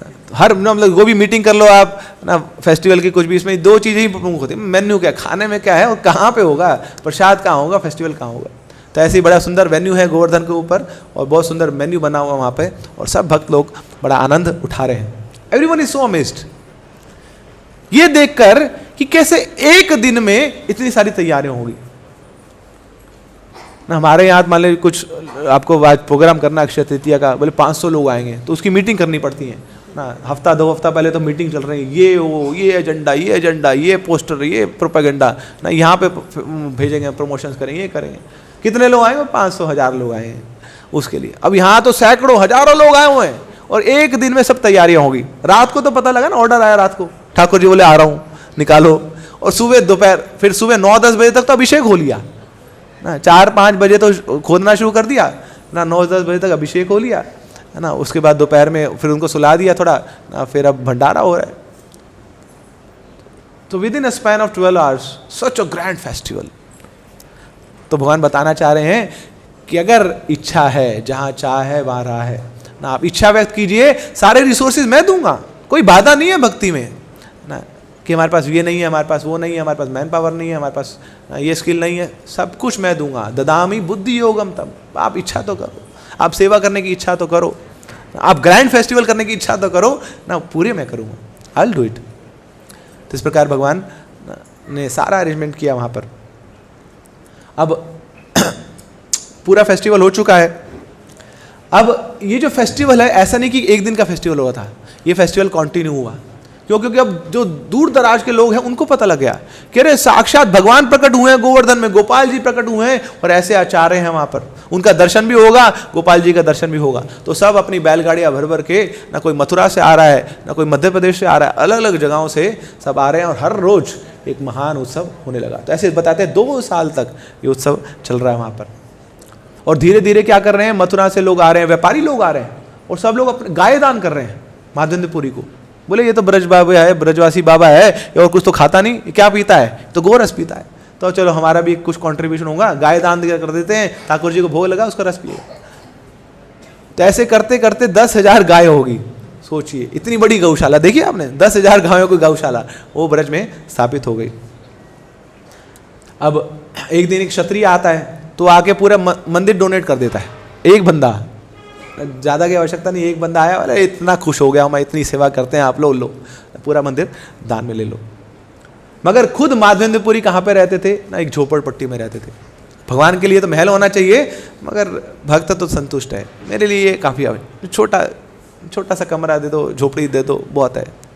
त्यक्त्वा तूर्णम शेष मंडलपति शेनिम सदा तुच्छवात् भूत्वा दीन गणेश को करुणया कोपीन कंथाशितो गोपी भावरसामृताब्धि लहरी कल्लोलमग्नो मोहो वंदे रूप सनातनो रघुयुगो श्री जीव गोपाल को। कितना वर्णन आया है हमारे आचार्यों का। त्यक्त्वा टूर्णम शेष मंडलपति, बड़े बड़े महान वैष्णव आचार्य हुए, बड़े इन द सेंस भक्ति में तो बहुत बड़े थे, मगर अपने मटेरियल लाइफ में भी बहुत बहुत बड़े थे। रघुनाथ दास गोस्वामी, उनके पास बताया जाता है ना, वो रघुनाथ दास गोस्वामी जो 40 साल राधा कुंड के तट पे रहकर रोते थे ना, भिक्षाटन करते थे। कौन थे वो? उनके जो पिताजी थे, चाचा जी थे, गोवर्धन मजूमदार ना, ऐसे बड़े ना वो वहाँ पे लैंड ओनर्स हुआ करते थे। इतना उनके पास धन था, शास्त्र में लिखा है कि अगर इंद्र भी सामने आ जाए घबरा जाएगा, बोले ये तो मेरे कुर्सी ले छीन लेंगे लोग, ये कलयुग के निवासी। इतना धन था, मगर क्या किया, वो सारा धन सारा ऐश्वर्य त्यक्त्वा टूर्णम शेष, सब छोड़ छाड़ के, ऐसे जैसे ना कोई मल त्यागता है, वो सारे ऐश्वर्य को त्याग कर हरि का भजन करने में लग गए। तो ये हमारी परंपरा है ना, महाप्रभु भक्त गणे वैराग्य प्रधान। तो ठाकुर जी के लिए तो महल बन रहा है, ठाकुर जी के लिए तो इतना बड़ा धन धान्य ऐश्वर्य हो रहा है, इतने सारे व्यंजन पकाए जा रहे हैं, मगर खुद तो बस तपस्या कर रहे हैं भक्त, और उसी में बड़े संतुष्ट हैं। तो इस प्रकार रूप गोस्वामी का वर्णन आता है ना, रूप गोस्वामी ने क्या किया, ठाकुर जी के लिए, गोविंद देव जी के लिए जयपुर वृंदावन में राजा मानसी के द्वारा इतना बड़ा मंदिर बना दिया, और खुद वहाँ पे छोटी सी झोपड़ी में, घास की झोपड़ी में वहाँ पे रह रहे हैं। तब 2 साल इस प्रकार सेवा करी, और फिर थोड़े समय बाद थोड़ा असिस्टेंट भी मिल गए माधवेंद्रपुरी को। तो बंगाल से कुछ सन्यासी आए थे, उनको दीक्षा दे दी, उनको पुजारी सेवा सिखा दी, अब वो पूजा सेवा कर रहे हैं। अब थोड़े समय में एक और स्वप्न आता है माधवेंद्रपुरी को, और सपने कौन आते हैं, वही छोटा सा बालक जो पहले आया। क्या बोलते हैं वो, गोपाल स्वप्ने आके बोलते हैं माधवेंद्रपुरी को, गोपाल कहे पुरी आमार ताप नहीं जाए, मलयज चंदन लेप तबे से जुड़ाए। ठीक है, बोलेंगे इसको एक बार, बड़ा सुंदर श्लोक है चैतन्य चरितामृत का। गोपाल कहे पुरी आमार ताप नहीं जाए, मलयज चंदन तबे से जुड़ा। गोपाल कहे पुरी आमार ताप नहीं जाए, मलयज चंदन लेप तबे से जुड़ा। तो गोपाल आके बोलते हैं कि अरे पुरी, ओ गोस्वामी उठो, कहाँ सो रहे हो तुम, है ना, बहुत गर्मी लग रही है ना, मेरा ताप जा नहीं रहा है। कहाँ क्या करो, मलयज चंदन, जाओ चंदन लेके आओ। और कहाँ से जाओ, मले पर्वत वाला जो चंदन होता है वो लेकर आओ, तभी जाके ना थोड़ी ठंडक मिलेगी, थोड़ी शांति मिलेगी, वो चंदन चाहिए। तो बड़े चूजी है भगवान, हाँ, चंदन भी बता दिया, उसका टाइप भी बता दिया, और इससे कम नहीं, आगे पीछे नहीं, ये वाला चंदन। अभी कहाँ मिलता मलय चंदन, ये उड़ीसा में मिलता है। कहाँ पे बैठे माधवेंद्रपुरी पाद, वृंदावन में, गोवर्धन में। तो उस समय कोई फ्लाइट नहीं है, कोई ट्रेन नहीं है, कोई बैलगाड़ी भी नहीं है, उधर पैदल ही जाना है। तो महाराज जब ये कथा बताते हैं तब महाराज पूछते हैं, बोले आप में से कितने लोग हैं जो तैयार हैं कि जाओ, भगवान आपके सपने में आ गए हैं और भगवान बोल रहे हैं चलो ना, जाओ उड़ीसा से चंदन लेके आओ। कितने लोग तैयार हैं ना? तो हम सब की अपनी अपनी कमिटमेंट्स हैं, अपनी अपनी प्रायोरिटीज़ हैं ना, बड़ा मुश्किल है। बोले हाँ फ्लाइट की टिकट दे दो, चले जाएंगे हम, बिल्कुल चले जाएंगे, अभी चले जाएंगे। मगर नहीं, उधर पैदल जाना है, 2000 किलोमीटर दूर है, तो वहाँ इतना लंबा रास्ता है, पता नहीं वापस आए कि नहीं। पहले के ज़माने में ऐसे ही होता था, जब लोग तीर्थ यात्रा करने जाते थे ना, ऊपर गए मान लो गंगोत्री जमुनोत्री है ना, तो अपना पिंडदान पहले ही करके जाते थे, पता नहीं वापस आए कि नहीं, तो ये निपटा लो पहले, बाद में पता नहीं शरीर भी मिला है कि नहीं, कहीं खाई में गिर गए, कहीं गिर गए, कौन निकालेगा, तो निपटा के जाते थे सब कुछ।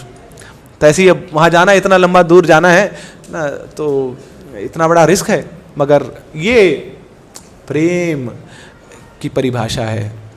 माधवपुरी जैसी स्वप्न में सुना देखा, तुरंत तैयार हो गए, कहाँ जाने के लिए? उड़ीसा जाने के लिए। इतना प्रगाढ़ प्रेम, ऐसी तीव्रता है उस प्रेम की कि कोई रोक नहीं पाएगा। तो कविराज गोस्वामी बताते हैं ऐसी प्रगाढ़ प्रेम का लक्षण क्या है। प्रगाढ़ प्रेमेरा ऐ स्वभाव आचार, निज दुख विघ्न आदि ना करे विचार। ऐसा प्रगाढ़ प्रेम ना, इसका स्वभाव क्या है कि हाँ, उस प्रेम को पूर्ण करने के लिए उसके सेवारत अगर कुछ विघ्न भी आते हैं ना, कुछ कष्ट भी आते हैं, कुछ पीड़ा भी आते हैं, उसका कोई विचार नहीं होता। वो पीड़ा नहीं है, बल्कि वो सेवा में करी हुई जो भी पीड़ाएं हैं वो क्या बन जाती हैं ना, वो तो असली धन बन जाती हैं। भक्तिविनोद ठाकुर बोलते हैं, तुम्हारे सेवाए दुख होइला सही ते परम सुख, सेवा सुख दुख परम संपदा नाशाय अविद्या दुख। अरे भगवान ना, आपकी सेवा में मुझे पता है कुछ बाधाएं आएंगी, कुछ कष्ट आएंगे। आसान है क्या सेवा करना? बोलना आसान है, करना उतना मुश्किल है।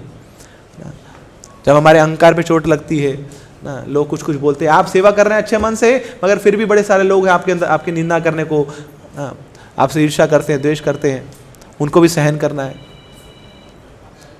फिर अथॉरिटी है, वो भी कुछ डांटेंगे, फटकारेंगे, आपको गुस्सा करेंगे, उसको भी सहन करना है। फिर आपका जो अपना शरीर है वो भी थक जाएगा, उससे भी ऊपर जाना है। तो आसान नहीं है सेवा करना, तो दुख आएंगे, कष्ट आएंगे, मगर भगवान तुम्हारे सेवाए दुख होइला सही थे परम सुख। आपकी सेवा में अगर कोई दुख भी है तो क्या है वो तो परम सुख है। क्यों? सेवा दुख सुख परम संपदा। आपकी सेवा में जो भी सुख और दुख है वो तो वही तो मेरी असली संपत्ति है। क्यों? क्योंकि सेवा तो मैं बाहर की भी करूंगा, माया के भी, और फिर माया की सेवा करूंगा तो वहां के माया के झपेड़े पड़ेंगे, तो वो झपेड़े बड़े खतरनाक हैं, बड़े भयंकर हैं, वो नहीं खाने मुझे। नाशाय अविद्या दुख, उस अविद्या का मुझे दुख सहन नहीं करना है। इसलिए भगवान आपकी सेवा में जो भी कष्ट है वो स्वीकार करने को तैयार हूं। एक कवि ने बड़ा सुंदर बोला है, ऐसे सुख पर धूली पड़े जो हरि का नाम बुलाए।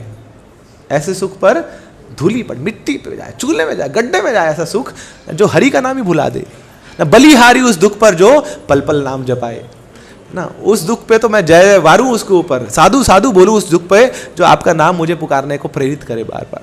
तो ऐसी जीवन में जब कष्ट भी आते हैं, अगर वो कष्ट हमें कृष्ण की ओर प्रेरित कर दें तो वो कष्टों को भी धन्यवाद है, जय जयकार है, थैंक यू बोलिए ना। ऐसे कष्टों को, ऐसी परिस्थितियों को, ऐसे लोगों को जो हमें कृष्ण की ओर ला रहे। नहीं तो कहाँ हम जैसे लोग ना, जो अपने आप को राजा भोज मानते थे, हम कृष्ण के चरणों में आते। अरे हमारी तो इच्छा थी 21 तोपों की सलामी दी जाए, हमें जहां जाए सल्यूट मारे लोग, हम झुकेंगे यहाँ पे आके। ये तो केवल ये परिस्थितियां ही हैं, ये लोग ही हैं ना जिनके कारण भक्ति में आ गए। अब जान गए है ना कि फ्रस्ट्रेशन ही हर जगह है ना, लोगों से भी फ्रस्ट्रेशन मिल रहा है, परिस्थितियों से भी फ्रस्ट्रेशन मिल रहा है। अंगूर खट्टे हैं, चलो हम कृष्ण के अंगूर खाएंगे, भोग लगे हुए, वो मीठे हैं, तो अपने आप ही हम कृष्ण की ओर आते हैं। तो ऐसी परिस्थितियों को, ऐसे लोगों को धन्यवाद देना चाहिए। तो अब माधवेंद्रपुरी निकल गए हैं, बड़ा लंबा सफ़र करके अब वो रेमुना पहुँचे हैं, जहाँ पे गोपीनाथ जी विराजमान हैं। तो यहाँ ये जो गोपीनाथ जी का विग्रह है बड़ा महत्वपूर्ण है ना, बड़ा हिस्टोरिकल भी है। भगवान श्री रामचंद्र जी जब त्रेता युग में आए थे तो इस स्थान पे आए थे, रेमुना स्थान पे, रमणीय स्थान है ना। तो सॉरी, चित्रकूट की एक कथा है। चित्रकूट में जब भगवान थे तो वहाँ चित्रकूट की गुफा में भगवान बैठे थे। गए ना आप चित्रकूट, तो सुंदर सुंदर बड़ी बड़ी गुफाएं हैं।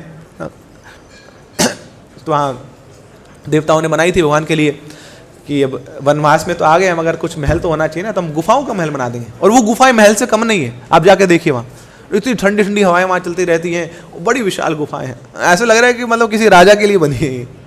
तो थे त्रेता युग के जो राजा थे रामचंद्र जी, उनके लिए गुफाएं बनाई गई थी। तो वो उस गुफा में थे, तो गुफा से बाहर ना भगवान श्री रामचंद्र जी देख रहे हैं और देखते देखते हंस दिए। सीता मारे देख रहे हैं क्या ये वनवास में आके हंसी खुशी कर रहे हैं, हो क्या गया इनको, है ना, किसको देख के हंस रहे हैं। तो वहाँ देखिए तो बाहर एक ग्वाला जा रहा है, उसके पीछे गैया जा रही है, तो उसको देख के वहाँ हंस दिए। सीता माने बोली लड़के को देख के क्यों हंस रहे हो?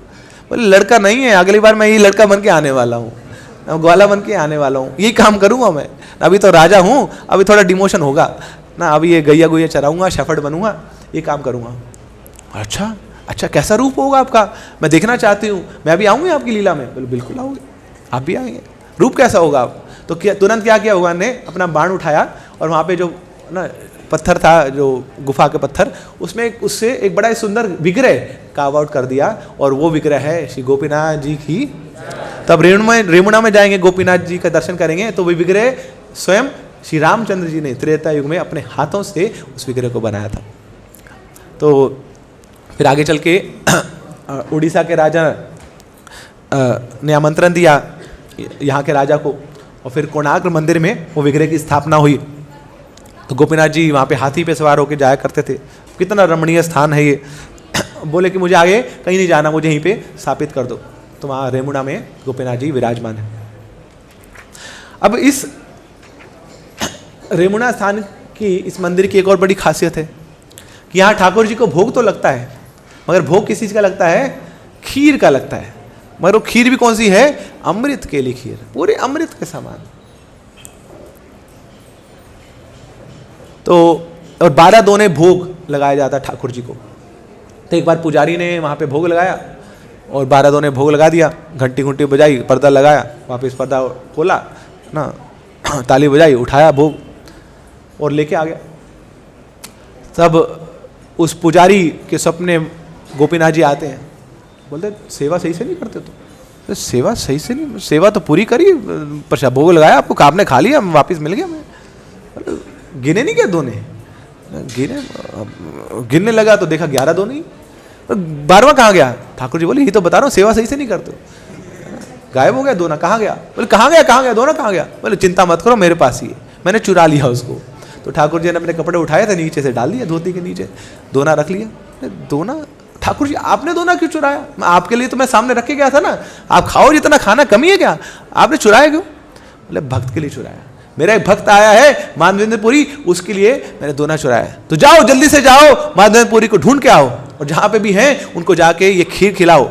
क्यों? क्योंकि उससे पहले जब माधवेंद्रपुरी आए थे वहाँ पे, उन्होंने दर्शन किया था गोपीनाथ जी का, तो उस समय जब भोग लगाया जा रहा था उस सुगंधित खीर का, जो केसर युक्त खीर का, इलायची युक्त खीर का, जिसमें ड्राई फ्रूट डले हुए थे, ओहो क्या सुगंध आ रही थी। अब ऐसी खीर को देख के तो किसका मन नहीं करेगा? थोड़ी थोड़ी तो अपना पार्ट भी है ना, इसमें गोरस भी तो है, वो तो खा ही सकता था मैं कि अन्न नहीं खाना तो, मगर इच्छा खाने की नहीं थी। इच्छा ये थी कि हाँ इतनी सुंदर खीर बनाई है यहाँ के पुजारियों ने, तो क्यों ना मैं भी ऐसी खीर अपने गोपाल जी के लिए बनाऊं। तो उस भाव में उनकी इच्छा हो गई थी कि थोड़ा सा चखने को मिल जाए, इसका टेस्ट एक बार देख तो लूँ कैसा होता है। सब अमृत के लिए बोलते हैं, अमृत का आस्वादन थोड़ा सा मैं भी कर लूँ, ताकि अपने ठाकुर जी के लिए वही अमृत के लिए खीर मैं भी बनाऊँ। तो इस भावना से, ये भावना जब आई तो अपने आप को करेक्ट किया, क्या कर रहा है तू माधवेंद्रपुरी, अभी भोग लगा नहीं, पहले से खाने को लग गया तू, क्या भोगी इंसान है तू, अपराध है ये। तो माधवेंद्रपुरी वो मंदिर छोड़ के बाहर निकल गए ना। इतना उनको अफसोस हुआ, इतनी गिल्टी हुई, अरे क्या क्या कर रहा हूं मैं यहाँ पे, ठाकुर जी को भोग लगने जा रहा हूं, उससे पहले खा रहा हूं। होता है ऐसा, मतलब भगवान को भोग बाद में लगता है, हम पहले ही सूंघ सूंघ के खा लेते हैं उसको, है ना, नासिका से सूंघ के उसको खा लिया। तो अब चले गए माधवेंद्रपुरी। तब भगवान ने क्या बोला अपने पुजारी को कि जाओ ढूंढ के आओ माधवेंद्रपुरी। अब पुजारी सोचे रात को कहाँ ढूंढूं, अंधेरा हो चुका है, मैं जानता नहीं, कभी देखा नहीं इसको। अब जोर जोर से चिल्ला रहा है, पूरे मार्केट प्लेस में जाके, बाजार में जाके चिल्ला रहा है, माधवेंद्रपुरी माधवेंद्रपुरी माधवेंद्रपुरी। अब माधवेंद्रपुरी जैसे सुना, बोले इसको भी पता लग गया, पहले कल गड़बड़ करी थी ना, मैंने सोचा था खा लूं, बोले इसको कैसे पता लग गया कि मेरे अंदर वो इच्छा आ गई थी। अब बोले बच तो पाऊंगा नहीं, बोल देता हूँ मैं ही हूँ, मैंने वो गलती करती। गलती कौन सी करी आपने? अरे गलती आपने कुछ नहीं करी, गलती तो हमसे हो गई, हम आपको पहचान नहीं पाए। तो पुजारी सीधा जाके चरण पकड़ लेता है। और उनको लगा कि अरे बड़ा एम्बेरस कर रहे हैं मेरे को, मेरी गलती मैंने करी, चरण मेरी पकड़ रहे हैं। बोले आपने कुछ गलती नहीं करी, ये लो, है ना, ये खीर का कटोरा, बोले मेरे लिए? बोले हाँ आपके लिए। ये कहाँ से आया? बोले ठाकुर जी ने भिजवाया। ठाकुर जी ने भिजवाया? चोरी करके भिजवाया। आपके लिए ठाकुर जी ने चोरी करी है, ये खीर का कटोरा चुराया है, आप इसको खा लीजिए।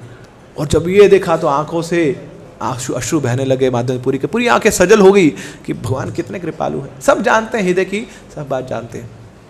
तो माधवेंद्रपुरी ने वो खीर खाई ना। अब सोचे कि अरे खीर तो चुराई, खीर का कटोरा भी चुराया ना, तो क्या करें, उस कटोरे को भी खा रहे हैं, एक एक करके थोड़ा थोड़ा ना, दिन भर में उसको भी खाने लगे कि ये भी तो ठाकुर जी ने चुराया मेरे लिए। अब प्रश्न आता है कि ये जो भोग था भगवान को लगा, भगवान की प्रसन्नता हेतु लगा, उनके मंदिर में लगा, उनके भिखरों के सामने लगा, तो फिर ये चोरी को कहलाई जाती है। भगवान का नाम क्या हो गया? खीर चोर गोपीनाथ, खीर चोरा हरि ना, यही जिसने खीर चुरा ली अपने भक्त के लिए। मगर भगवान को चोर क्यों बोला गया यहां पे, जानते हैं आप? हाँ। देखिए जब भगवान को आप भोग ऑफर कर रहे हैं ना, जब तक ऑफर कर रहे हैं वो भगवान की संपत्ति है, और जब ऑफर हो गया वो भक्त की संपत्ति है। नहीं, अब प्रसाद बन गया ना वो, अब प्रसाद भगवान का तो निकल गया, उन्होंने भोग लगा के टेस्ट वेस्ट करके अमृत डाल के उसका सारा पाप निकाल के खत्म कर दिया उसमें पाप। अब ये जो संपत्ति है, ये प्रसाद है तो भक्ति की संपत्ति है। मेरी इच्छा कर रही है बताने की, हमारी जब मीटिंग्स होती हैं इस प्रद्युम्न प्रभु के साथ ना, तो शुरुआत वाली मीटिंग्स होती थी ना, एकदम ऐसी, अभी प्रभु जी आए हैं तो प्रभु जी विटनेस कर रहे हैं ना, पूरे अलग ना ऊपर के लोगों की ना, ऐसी कभी मीटिंग्स कभी बातें सुनी नहीं। तो ऐसी एक मीटिंग में एजेंडा आया कि एक जो पुजारी हैं वो भोग लगता है, वो प्रसाद उसको चुरा लेते हैं। तो मीटिंग में एजेंडा बार बार आता था कि प्रभु जी जो ऐसे लग रहा है कि जो राजभोग प्रसाद है ना चोरी हो जाता है, पता नहीं कहाँ जाता है, पता नहीं लगता। तो प्रभु जी कभी उस मीटिंग को एजेंडा को आने नहीं देते थे। फिर एक भक्त ने पूछ लिया, प्रभु जी ये एजेंडा लेके नहीं रहे आप मीटिंग में? बोले एजेंडा है नहीं हमारी मीटिंग का, है ना, जब तक भोग लग रहा है तब तक ये कृष्ण की संपत्ति है, हम उसके अधिकारी हैं। अब भोग लग गया है तो भक्ति की संपत्ति है, भक्त चुराए खाए जो मर्जी करे, हमें क्या लेने देना उसे, हमारे कंट्रोल से बाहर है। और फिर बोलते हैं, बोले हमारी परंपरा ही है ये चुराने की, हमारे भगवान चुरा के खाते हैं तो भक्त चुरा के नहीं खाएंगे क्या? पूरी परंपरा ऐसी है। अब भक्त की संपत्ति है, वो चुरा के खा रहा है, क्या देकर?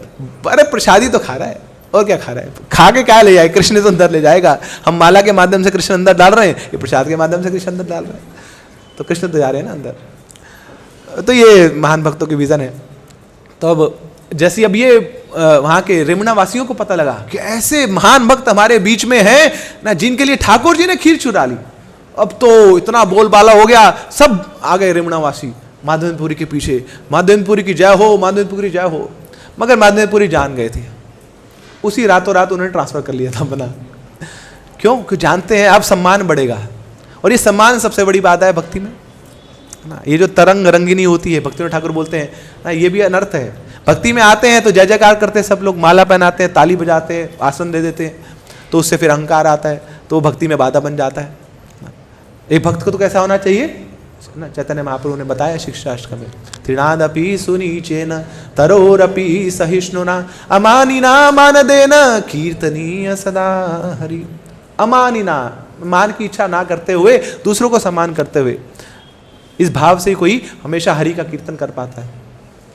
तो माधवेंद्रपुरी ने जब उनको समझ आ गई, थोड़ा सा संशय होने लग गया कि अब लोगों ने जय जयकार शुरू कर दिया मेरी, तो तुरंत क्या किए, रेमुणा से निकल गए बाहर, अकेले अकेले रातों रात, और अब वो पहुंच गए हैं जगन्नाथपुरी। तो जगन्नाथपुरी में वहाँ पे जाते हैं, वहाँ के जगन्नाथ जी का दर्शन करते हैं, अधिकारियों से मिलते हैं, और अब वहाँ पे भिक्षाटन करते हैं। देखिए अपने लिए क्या है, अयाचक है, अपने लिए कुछ नहीं मांगे, मगर अब ठाकुर जी के लिए चाहिए, उनको चंदन चाहिए ना। कितना चंदन चाहिए? 20 किलो चंदन चाहिए, और उसके चंदन को अकेला नहीं लगाया जाता, उसमें कर्पूर मिलाया जाता है, तो 10 तोला कर्पूर भी चाहिए उसमें मिलाने के लिए, 20 तोला। तो अब ये जा रहे थे तो एक भक्त से मांगे, एक दुकानदार से मांगे। अब तब तक खबर पहुंच चुकी थी कि ये वही माधवेंद्रपुरी हैं जिनके लिए भगवान ने खीर का प्याला चुराया है। तो यहाँ के दुकानदार भी पहचान गया, अरे वही सिद्ध बाबा है। तो खुद से उठा के 1 किलो चंदन उस दुकानदार ने दान कर दिया। अब वो दुकानदार साथ साथ घूम रहा है, जहाँ माधवेंद्रपुरी जा रहे हैं वो दुकानदार साथ साथ घूम रहा है, अरे वही है, सबको बता रहे वही है, अरे वही है, तो बड़ा आसान हो गया। अब जितने दुकानदार थे चंदन वाले, सबने चंदन दान दे दिया। तो अभी राजा के पास पहुंचे नहीं थे, पहले 15-20 किलो चंदन आ गया यहाँ पे ना, भगवान ने अपना ही प्रमोशन कर दिया उनका। अब राजा के पास पहुंचे तो राजा को पता लग गया था, अरे ये वही महान माधवेंद्रपुरी है ना, जिनसे भगवान इतना प्रेम करते हैं। तो फिर राजा ने 20 किलो चंदन और दे दिया। अब थोड़ा सा चंदन चाहिए था, अब 40 किलो चंदन हो गया। अब राजा सोच रहे कि जाएंगे कैसे, है ना, इतना मेहनत करके, प्रयास करके, तपस्या करके आए हैं। तो अब राजा ने 2 प्रीपेड लेबर भी दे दिए साथ, बोले जाओ अभी आपके साथ लेके जाएंगे। और फिर पूरे पेपर्स दे दिए ना, रास्ते में जब बाउंड्री आएगी तो वहाँ पे पेपर दिखाने होंगे टैक्सीज वाले, तो फिर वो साथ में अपना एक पेपर भी दे दिया, पूरा लिखित था डॉक्यूमेंट से सारे उसमें कि ये जो सेवा के लिए जा रहा है चंदन। अब उस दिन माधवेंद्रपुरी वो चंदन लेके आए हैं, फिर वापस रेमुना आते हैं। इच्छा थी कि एक बार पुनः गोपीनाथ जी का दर्शन कर लूँ और फिर थोड़ा उनका जो खीर प्रसाद है उसको पालूँ। तो रेमुना पहुँचे हैं और फिर अब ठाकुर जी पुनः उनके स्वप्न में आते हैं। अब क्या बोलते हैं ठाकुर जी, बोले देखो माधवेंद्रपुरी, मैं बहुत प्रसन्न हूँ तुम्हारी इस तपस्या से, तुम्हारी इस एक निष्ठा से, and your readiness to serve me. कितने आतुर हैं आप मेरी सेवा के लिए, एक बार बोलने से आप इतनी दूर चले गए। मगर अब आपके लिए इतना सारा चंदन वापस लाना बहुत कठिन होगा, तो आप क्या करिए, ये जो चंदन आपने लिया है ये वापस आप वहीं गोपीनाथ जी को लगा दीजिए। गोपीनाथ जी में और मुझ में कोई भेद नहीं है, वही मैं वही गोपाल हूँ जो गोपीनाथ हैं और गोपीनाथ ही गोपाल हैं। तो इस प्रकार अब क्या किया माधवेंद्रपुरी ने, उस चंदन गोपीनाथ जी को वहाँ पे लेपित किया। तो तब से ये प्रथा है ना कि भगवान को चंदन लगाया जाता है और 21 दिन तक माधवेंद्रपुरी पाद ने ये चंदन का लेपन किया ठाकुर जी को और उनको शांति प्रदान की, उनको शीतलता प्रदान करी। तो ये उत्सव है, उत्सव का मतलब होता है उत्साह, है ना। तो ऐसे भक्तों की महिमा गान जब हम सुनते हैं तो हमारे जीवन में भी एक नया उत्साह आता है ना। उत्साह किसके लिए, भगवान की सेवा करने के लिए, कि जहाँ पे भी उत्सव होगा ना वो स्थान वैकुंठ बन जाता है। वैकुंठ मतलब जहाँ पे नित्य उत्सव होते हैं। प्रभुपाद जी बोलते हैं ना कि भक्तों के जीवन में नित्य उत्सव है, दैट मीन्स कि एक भक्त हमेशा वैकुंठ में रहता है। तो देखिए उत्सव तो ऊपर के लोकों में भी होते हैं, स्वर्गलोक में, ब्रह्मलोक में, इंद्रलोक में, मगर किसके उत्सव होते हैं, भागवत बताती है कौन से उत्सव होते हैं। There are festivals of excessive sense gratification, अतिशय इंद्रिय उत्सव। नायत्र नारायण पाद पंकज स्मृति प्रमुष्टा इंद्रिय उत्सव, अतिशय इंद्रिय उत्सव ना। एक्सेसिव सेंस ग्रेटिफिकेशन के फेस्टिवल होते हैं ऊपर के लोकों में। इसलिए जो ऊपर के लोकों के वासी हैं, जो सुरेश लोकों के वासी हैं, वो भी प्रार्थनाएं करते हैं भगवान से कि भगवान कहाँ फंसा दिया, है ना। तब तो हम लगे अपने सकर्म कर्मों में, है ना, अच्छे कार्यों में, मगर ये क्या हुआ, हमारे जो सुकृति है उसके कारण हम ही ऊपर स्वर्गलोक में आके फंस गए। ये भी बहुत अच्छी जगह नहीं है रहने की ना, ये स्वर्ग भी नरक के समान ही है। क्यों? क्योंकि नायत्र वैकुंठ कथा सुदापका ना साधवो भागवतस्तदाशया नायत्र यज्ञेश मखा महोत्सवा सुरेश लोको अपि नवई ससेव्यताम। ऐसे सुरेश लोकों में रहने का क्या फायदा, जहां पर हरि नाम की नदियां नहीं बहती, जहां पर भागवत पुरुष नहीं है जो भागवत कथाएं करते हैं, जहां पर हरि नाम के उत्सव नहीं होते हैं, ऐसे इंद्रलोक में, स्वर्गलोक में रहने का कोई फायदा नहीं है। भगवान हमें तो बेशक भूलोक में भेज दो, वहां की चींटी बना दो, वहां का कुत्ता बना दो, जब हरि नाम हो रहा होगा तो कम से कम 2 हाथ ऊपर करके हरे कृष्णा तो कर लेंगे हम ना। तो ये कम से कम ये सौभाग्य हमें देते। तो ऊपर के लोगों के वासी भी चेष्टा करते हैं कि कब यहाँ पे हमें मौका मिलेगा, हम हरि कथा सुनेंगे, हरि नाम सुनेंगे इस भूलोक में आकर। तो ये उत्सव का मूड होना चाहिए कि आज से ये उत्सव शुरू हो रहा है, कि आज के दिन से एक नई ऊर्जा लाऊंगा, नया उत्साह लाऊंगा और प्रतिदिन चंदन तो घिसूंगा, साथ साथ अपने अनर्थ को भी घिसूंगा, उसको बाहर निकालूंगा और भगवान की सेवा हेतु आज अक्षय के तृतीया के दिन मैं भी उस भक्ति को अंगीकार करूंगा ताकि मेरी भक्ति भी अक्षय हो जाए। तो अब माधवेंद्रपुरी पाद ने बहुत चैलेंजेस को स्वीकार किया, आसान नहीं था उनके लिए।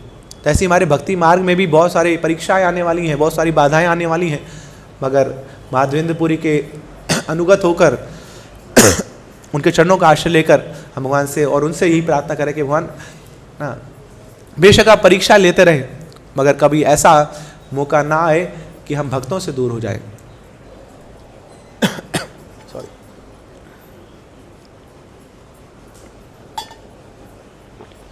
श्रील भक्ति सिद्धांत सरस्वती ठाकुर जब न्यू ईयर आता था तो लेक्चर में अपने बोलते थे भगवान जब भी नया साल आए ना तो आप क्या कीजिए, मेरे जीवन में जो बाधाएं हैं वो 100 गुना बढ़ा दीजिए। Happy new year, let it be my new happy year, कि मेरे जीवन में जो कष्ट है, जो बाधाएं हैं, 100 गुना बढ़ जाए। मगर इसके साथ साथ एक और प्रार्थना है कि भगवान बाधाएं तो 100 गुना बढ़ जाए, मगर बाधाओं को फेस करने की जो शक्ति है वो 1000 गुना बढ़ जाए, और साथ साथ मेरा जो उत्साह है भक्ति में वो 10,000 गुना बढ़ जाए। उसके बाद ये जो 100 गुना बाधा है ना, बड़ी छोटी पड़ जाएंगी। कहाँ 10,000 गुना मेरा उत्साह, वो क्या है, छोटी सी बात है, छोटी सी है, छुट्टी पुट्टी, इसको तो निपटा दूंगा मैं, कुछ नहीं कर पाएगी मेरी। तो इस प्रकार का भावना होनी चाहिए कि हम भगवान से आज के दिन ना कुछ वस्तुएं मत मांगे, आज के दिन कोई भौतिक इच्छाएं मत मांगे, सब क्षणिक है, सब क्षणभंगुर है, सब नाश होने वाली है। मगर हाँ, एक चीज़ जरूर मांगे, वो है आपकी भक्ति, और साथ में भक्ति कहाँ से मिलेगी, आपके भक्तों का संग। तो भगवान बेशक बड़ा कष्ट में हो जाता है आपके भक्तों का संग, उनके साथ रहना, मगर उसके अलावा कोई और मेरी गति भी नहीं है। तो इस प्रकार हम माधवेंद्रपुरी जी का भाव अपने जीवन में स्वीकार करते हैं। अंत में हमारे आचार्य ने बताया कि माधवेंद्रपुरी जी एक बड़ी सुंदर प्रार्थनाएं गाया करते थे प्रतिदिन, और चैतन्य महाप्रभु को ये जो श्लोक है बहुत प्रसन्न है। तो एक बार वो श्लोक भी हम आपको सुनाना चाहते हैं। एक्चुअली में ये जो श्लोक है गोपियां गाया करती हैं भगवान श्री कृष्ण की प्रसन्नता हेतु। ए दीन दयार्द नाथ हे मथुरा नाथ कदावलोक्य से हृदयम त्वद लोक कातरम तैत भ्राम्यति किम करोमि हम। Oh my Lord, O Master, O most merciful one, when shall I see you again? Because of my not seeing you, my agitated heart has become unsteady. O most beloved one, what shall I do now? तो वहां कब वो दिन आएगा कि मेरी आपके नामों में रुचि होगी, मेरी आपके भक्तों की सेवा करने में रुचि होगी, मेरी आपकी कथा श्रवण करने में लालसा बढ़ेगी। कब वो दिन आएगा, कबे हबे बोलो शे दिन आमार। तो ये भावना से हम आज के दिन को अक्षय बना सकते हैं, और प्रत्येक दिन ना भगवान को चंदन लगाते हुए ना हम भगवान को ऑफर कर सकते हैं कि भगवान मेरे पास कुछ नहीं है आपको देने को, मगर हाँ एकमात्र इच्छा मात्र जरूर है ना, जो इच्छा ही आपको बड़ा सुगंधित महसूस होती है ना, आपको शीतलता प्रदान करती है। तो ये इच्छा बड़ी प्रबल हो जाए मेरे पास आपकी सेवा करने की, तो ये मेरी प्रार्थना है आपसे। तो इस भाव में हम आज के दिन को सफल बना सकते हैं। श्रीपाद माधवेंद्रपुरी पाद की, श्री चैतन्य महाप्रभु की, श्री कृष्णदास कविराज गोस्वामी की, चंदन यात्रा महामहोत्सव की, अक्षय तृतीया महामहोत्सव की। हरे कृष्णा।